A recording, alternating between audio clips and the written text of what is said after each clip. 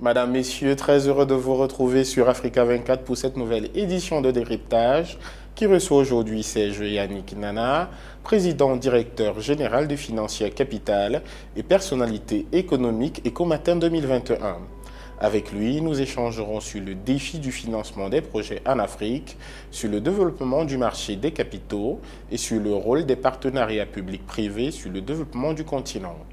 Serge Yannick Nana, président directeur général de Financière Capital. Bienvenue sur Africa 24.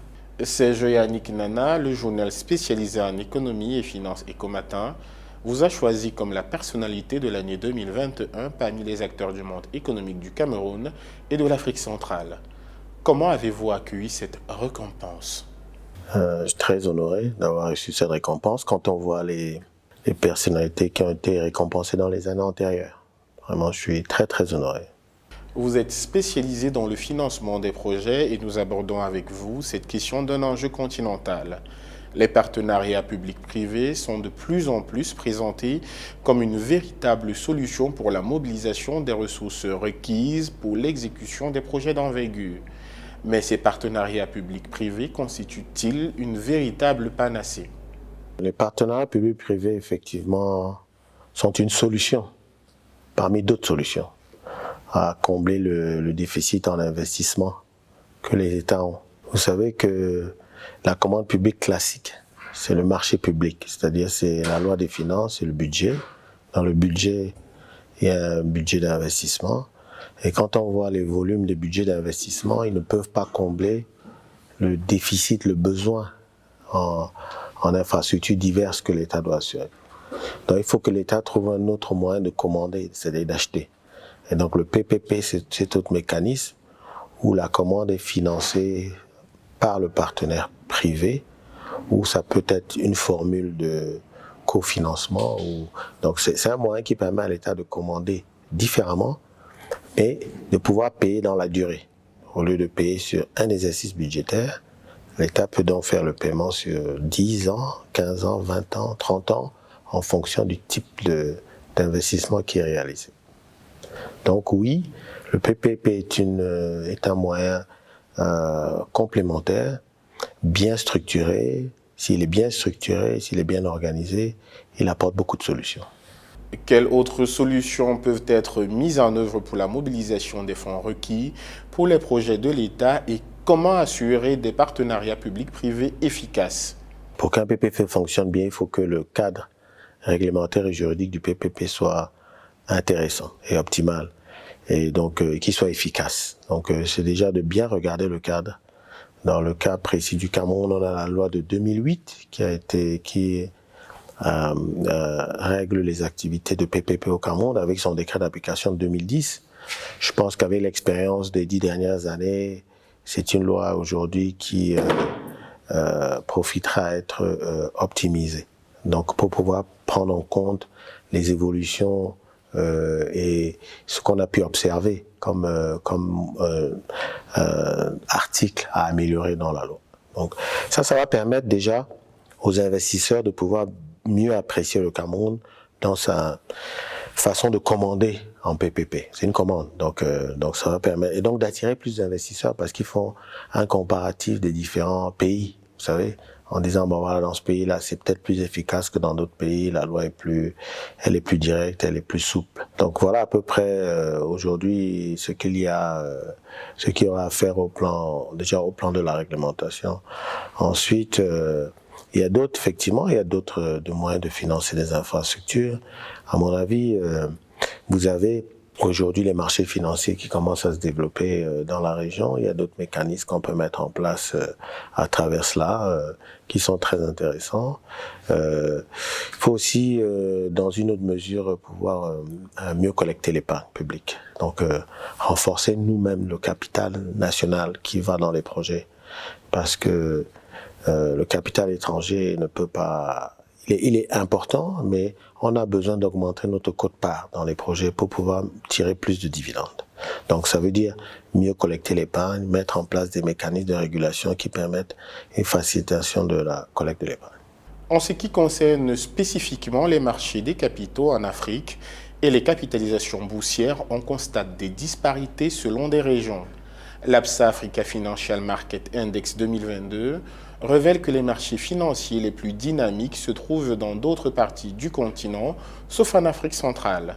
Dans le classement de l'APSA, par exemple, le Cameroun, seul pays d'Afrique centrale, occupe la 22e place sur 26.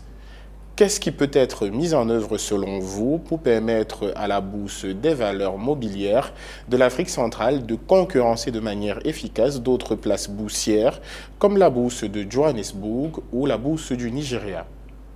La difficulté que nous avons eue en Afrique centrale, c'est que au départ, les pays ne se sont pas entendus sur une bourse unique. Il y a eu deux bourses, une au Gabon et une au Cameroun. Donc ça nous a posé des difficultés parce que c'est très difficile pour un émetteur de faire un choix sur une si petite région de deux bourses sur laquelle il va venir intervenir. Nous avons eu à travailler avec beaucoup d'institutions internationales qui voulaient intervenir sur la bourse, qui à chaque fois nous demandaient des études comparatives sur les deux bourses, ne savaient pas comment les transactions allaient être distribuées dans les pays, quelle est la réglementation qui allait s'appliquer, bref. Ça nous a vraiment créé des difficultés et on a donc passé pratiquement 15 ans dans ce problème qui finalement a connu une issue heureuse parce que les chefs d'État ont décidé donc de la fusion des deux bourses et pour revenir à ce qui aurait dû être fait depuis 2005.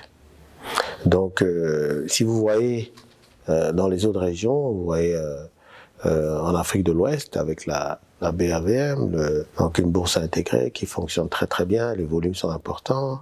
Le Maroc a une bourse très performante. L'Afrique du Sud est leader en Afrique.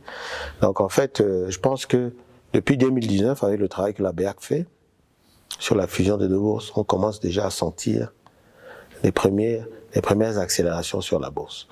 On est parti d'aucun titre qui est entré dans le compartiment action de notre bourse en 12 ans. Et là, en moins de 2 ans, on a, je pense, déjà 2 ou 3 titres qui sont déjà entrés dans le compartiment action. Et avec les efforts que font aujourd'hui les États de la CEMAC, qui tous se sont engagés à introduire des sociétés à la bourse dans un horizon de 2023-2024. Donc normalement, on devra atteindre un portefeuille d'au moins 10 entités boursières. Alors l'accélération de la bourse se ferait parce que qu'on aille plus loin, qu'on ait vraiment le courage d'aller plus loin. Le courage d'aller plus loin, c'est de dire, écoutez, nous avons ici des choses qui ont énormément de valeur. Alors en général, nous sommes dans des schémas de développement, de partage-développement. On est des pays riches en gaz, on est des pays riches en pétrole, on a toutes ces ressources-là. Pourquoi ne pas prendre 10% d'un champ gazier et puis de l'autre côté à la bourse, la BVMAC? Vous savez, rapidement, vous avez levé, je sais pas moi, 50 milliards ou 100 milliards. Donc, et ce n'est pas le gaz qui manque entre la Guinée équatoriale, le Cameroun, le Gabon et le Congo. Donc, on a juste besoin de... Mais je pense que ça va y arriver parce qu'aujourd'hui, on se rend bien compte que on est obligé de tester des nouvelles choses, que les anciens modèles ne fonctionnent plus toujours. Donc, nous, on a la capacité aujourd'hui, avec nos ressources, de doper notre bourse. Il faut qu'on ait le courage de le faire. Et aussi, vous savez qu'on a adopté en juillet 2022 un nouveau règlement du marché financier. L'ancien datait, je pense, de 2005 ou de 2004.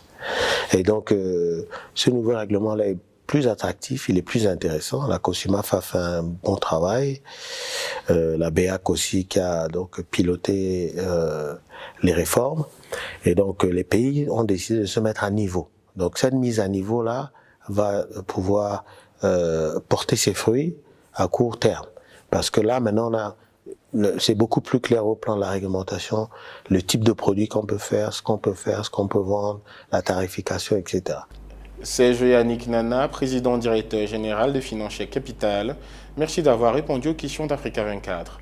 Merci à vous d'avoir suivi cette édition de Décryptage. Retrouvez dans un instant une nouvelle édition de l'actualité sur Africa 24. Et vous le savez déjà, le meilleur de l'actualité africaine, c'est aussi sur notre site africa24tv.com et sur nos réseaux sociaux Facebook, Twitter, LinkedIn et YouTube.